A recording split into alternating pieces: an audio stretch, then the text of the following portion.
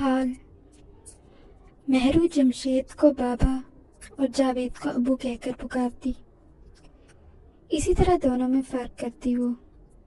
اس وقت 6 سال کی تھی میں، کچھ سمجھ نہیں آیا، پر تھوڑی بڑی ہوئی تو مطلب سمجھ آیا۔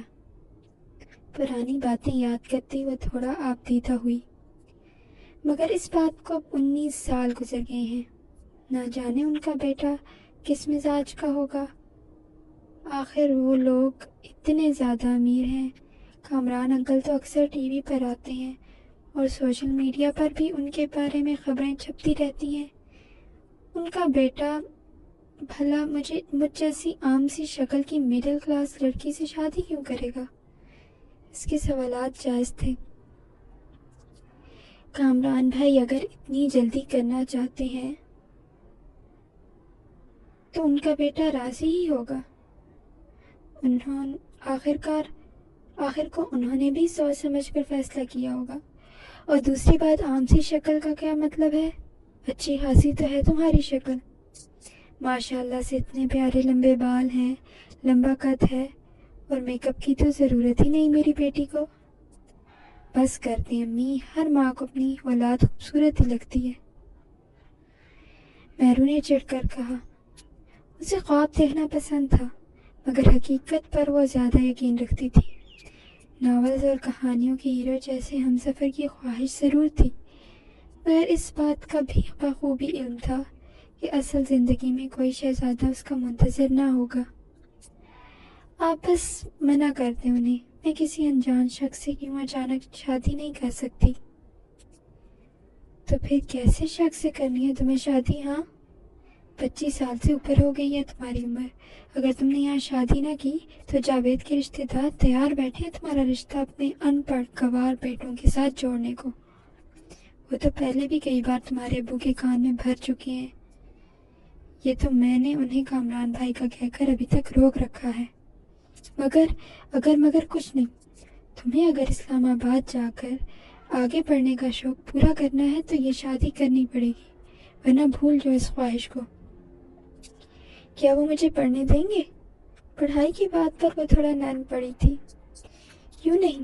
تمہارے ابو نے بات کی ہے ان سے کہ تمہارا اسکالرشپ پر ایڈمیشن ہوا ہے، تبھی تو وہ امریکہ سے اتنی جلدی واپس آئے ہیں کہ ٹائم پر تمہیں یہاں سے لے جائیں اور تمہاری پڑھائی کا حرج بھی نہ ہو۔ ایسے تم بھی آرام سے وہاں پڑھائی کر لو گی اور ہمیں بھی فکر نہیں ہوگی۔ اب سچ کہہ رہی ہیں؟ آپ نے مجھے پہلے کیوں نہیں بتایا؟ میں کوشش تو کر رہی ہوں بتانے کی کب سے۔ دیکھو بیٹا، سچ پوچھو تو کامران بھائی کی بہو بننا کسی اعزاز سے کم نہیں ہے، بہت اعلیٰ اور جانا مانا خاندان ہے ان کا۔ ہمارے ملک میں کیا پوری دنیا میں ایک نام ہے ان کا، اور اوپر سے اتنے پڑھے لکھے اور آزاد خیال لوگ ہیں، محل نما گھر ہے ان کا، نوکر چاکر گاڑیاں سب ہیں ان کے پاس۔ تم تو وہاں عیش کرو گی۔ پھر بھی پتہ نہیں کیوں مجھے کچھ ٹھیک نہیں لگ رہا، میرا دل نہیں مان رہا۔ اندر ہی اندر وہ بے یقینی کے عالم میں تھی کہ قسمت اس پر اتنی مہربان کیسے ہو سکتی ہے۔ اپنے دل کو سمجھاؤ اور ذرا تیاری میں میری مدد کرو، شادی کا جوڑا وغیرہ تو وہ خود ہی لے آئیں گے، مگر ہماری طرف سے بھی تو کچھ انتظام ہونا چاہیے، کہتی ثانیہ اسے اکیلا چھوڑ گئی تھی۔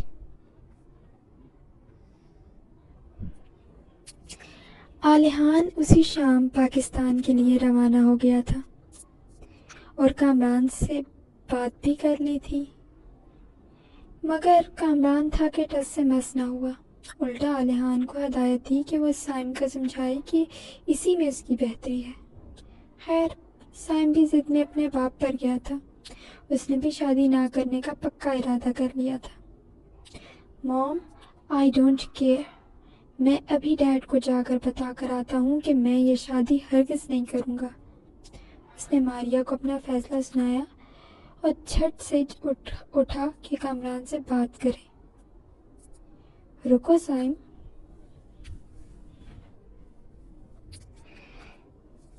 ماریا نے اس کا بازو پکڑ کر روکا۔ پاگل ہو گئے ہو کیا؟ اپنے ڈیڈ کا پتہ نہیں ہے تمہیں؟ ایک بار جو ٹھان لیتے ہیں وہ کر کے چھوڑتے ہیں۔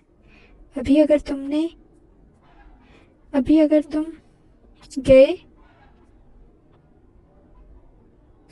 تو وہ غصے میں آ کے کوئی ایسا قدم اٹھائیں گے کہ تمہیں شادی کے لیے تیار ہونا پڑے گا. تو کیا کروں میں؟ یوں ہاتھ پہ ہاتھ رکھ کر بیٹھا رہوں؟ میں نے ایسا تو نہیں کہا. بس ذرا ہوش سے کام لو، جوش سے نہیں. گورے رنگ، چھوٹی آنکھوں اور تیکھے نین نقوش والی ماریا بی بی انتہائی چالاک خاتون تھی. تبھی تو کامران کی سیکرٹری سے اس کی بیوی تک کا سفر اتنی جلدی طے کیا تھا اس نے. تو پھر کیا کروں میں مام؟ سر پر ہاتھ رکھ کے اس نے پریشانی سے کہا. تم شادی کے لیے مان جاؤ. واٹ؟ ماں کی بات سنتے اس کے اوسان خطا ہوئے تھے. آپ کیسی باتیں کر رہی ہیں؟ I am just 22. ابھی تو میرے لائف انجوائے کرنے کے دن ہیں. میں شادی کا پھندا اپنے گلے میں ہرگز نہیں ڈالوں گا. بیٹا میں شادی کے لیے ہاں کرنے کو کہہ رہی ہوں، شادی کرنے کو نہیں. کیا مطلب ہے اس بات کا؟ اس سے اب تجسس ہونے لگا تھا. مام آپ کھل کر مجھے بتائیں کہ آپ کے دماغ میں کیا چل رہا ہے؟ ماریا کا شادد دماغ ایک نیا پلان بنا چکا تھا.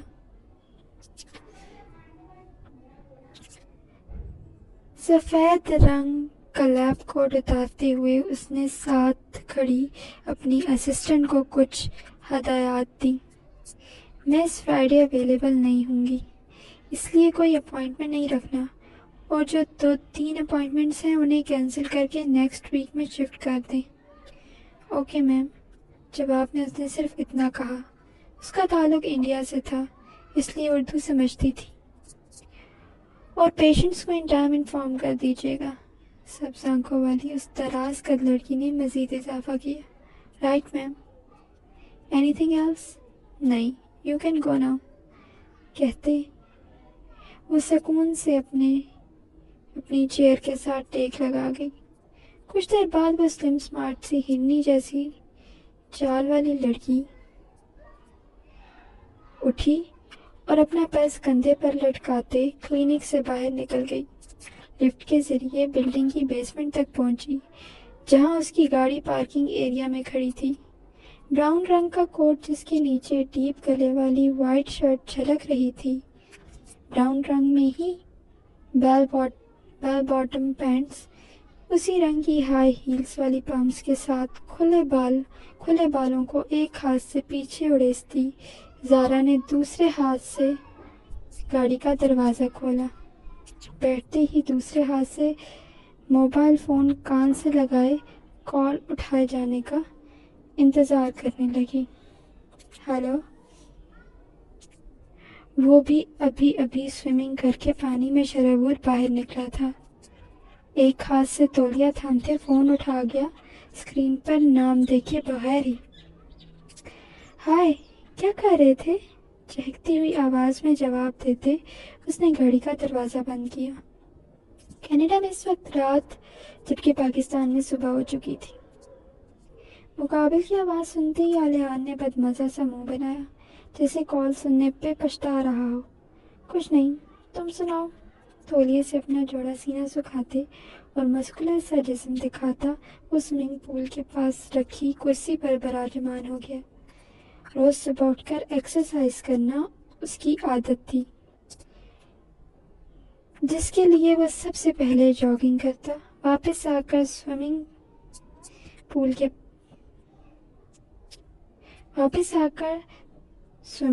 اور اس کے بعد ناشتہ. جم جانا بھی اس کی روٹین میں شامل تھا. کبھی کبھار مصروفیات کے پاس رہ جاتا تو گھر میں ہی جم کر لیتا. میں تو ابھی فری ہوئی ہوں، اس لیے گھر جانے کی تیاری ہے.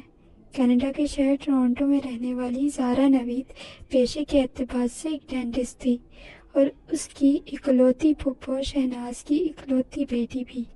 اس لیے وہ زارا کو ہمیشہ برداشت کرتا تھا، یہ جانتے ہوئے بھی کہ وہ اس کے لیے جذبات رکھتی ہے.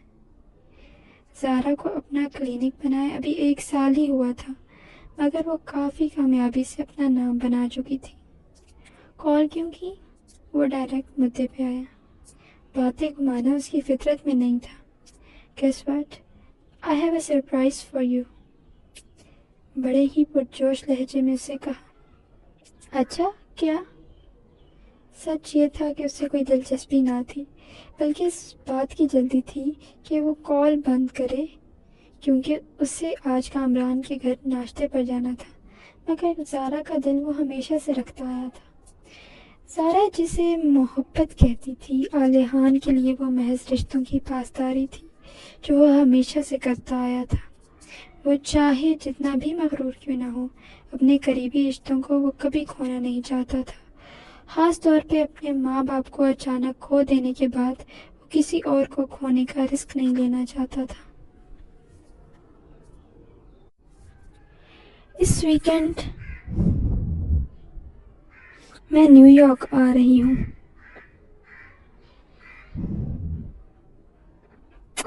ہم دونوں خوب انجوائے کریں گے، اینڈ تمہارے فیورٹ تھیٹر شو کے ٹکٹس بھی لے لیے ہیں میں نے۔ آواز میں جوش نمایاں تھا، مگر زارا کی بات سنتے ہی عالیحان نے سختی سے آنکھیں میچ لیں۔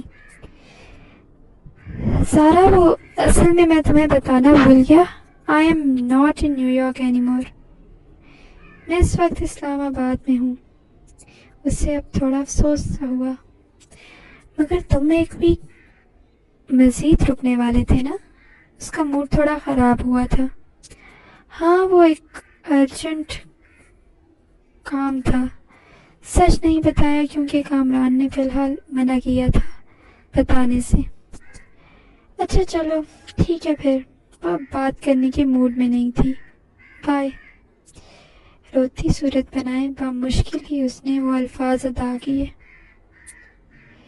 نیو یارک اور ٹورانٹو الگ ملک میں ہونے کے باوجود قریبی پڑوسی تھے۔ دونوں شہر ساتھ ساتھ ہی تھے کہ درمیانی فاصلہ بس کے ذریعے بآسانی طے کیا جا سکتا تھا۔ شہناز اپنے شوہر کے ساتھ پچھلے 25 سال سے ٹورانٹو میں مقیم تھی۔ زارا کی پیدائش بھی ٹورانٹو میں ہوئی تھی اور وہ وہیں پلی بڑھی تھی۔ شہناز شروع سے ہی اپنی بیٹی کا رشتہ عالیحان سے کرنا چاہتی تھی اور زارا تو بچپن سے اس سے شدید والی محبت میں مبتلا تھی۔ اس بات کا علم عالیحان کے ساتھ ساتھ پورے خاندان کو تھا، مگر یہ عالیحان ہی تھا جو بات کو ٹالتا آ رہا تھا۔ صاف انکار وہ اس لیے نہیں کر سکتا تھا کیونکہ وہ اپنی پھپھو کی بہت زیادہ عزت کرتا تھا۔ اس کے والدین کے چلے جانے کے بعد اس کے چچا اور پھپھو نے اپنی پوری کوشش کی کہ اسے کسی قسم کی کوئی کمی محسوس نہ ہو، اس لیے وہ ان دونوں کی کوئی بھی بات نہیں ٹالتا تھا۔ یہی وجہ تھی کہ خاندان کے بہت سے لوگ اس بات پر یقین کر چکے تھے کہ عالیحان کی شادی اگر ہوگی تو وہ صرف اور صرف زارا سے، اور عالیحان بھی آہستہ آہستہ قائل ہوتا جا رہا تھا کہ دنیا کی کوئی بھی لڑکی اس کے معیار پر پورا نہیں اترتی، اس لیے اسے مجبوراً اگر شادی کرنی پڑی تو زارا کے علاوہ کوئی آپشن نہیں ہوگا۔ زارا تھی بھی ان کے خاندان کی سب سے خوبصورت اور ذہین لڑکی، اونچا قد، ماڈلز والا فگر، کالے لمبے بال اور سبز بلی جیسی بڑی آنکھیں اس کے گورے وجود